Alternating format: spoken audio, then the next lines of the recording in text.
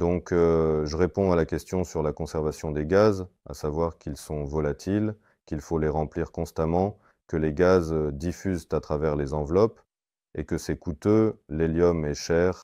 Il existe des enveloppes modernes, voire des enveloppes d'ancienne génération, qui permettaient de remplir un dirigeable une fois et de ne pas y penser.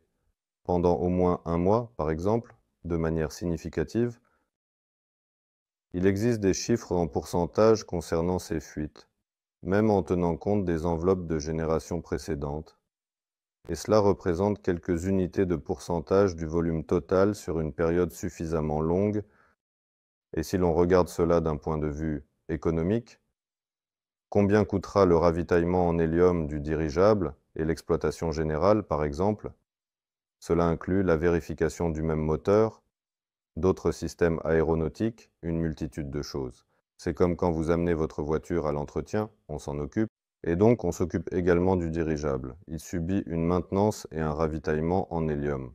Le coût de la maintenance n'atteint même pas 10% du coût de revient, c'est-à-dire qu'il s'agit encore de quelques unités de pourcentage, et tout cela en tenant compte de matériaux qui ne sont même pas modernes, mais de la génération précédente. Les matériaux modernes sont encore plus économiques, et le gaz ne diffuse plus aussi activement à travers eux.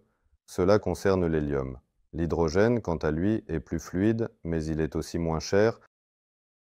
En réalité, il n'y a pas vraiment de problème avec l'hélium.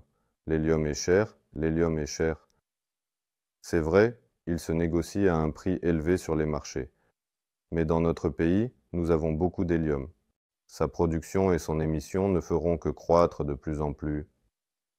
Et chez les mêmes producteurs d'hélium, il est possible d'atteindre presque un système de troc de manière significative. Ils ont une grande question importante et significative sur la manière de livrer cet hélium sous forme liquéfiée aux consommateurs. Par exemple, aux pays d'Asie et aux mers, depuis là-haut, du Nord, en général. Il faut transporter directement, car le stockage de cet hélium liquide, les récipients de déwar, tout cela, en gros, il s'évapore là-bas. Il faut un système pour que, en général, une logistique assez complexe et une très bonne solution sont apparues précisément en combinaison avec les dirigeables. Lorsque le dirigeable prend des récipients de déwar et les transporte directement du site de production au consommateur. Et si nous offrons un tel service aux producteurs d'hélium, l'hélium sera certainement gratuit pour nous.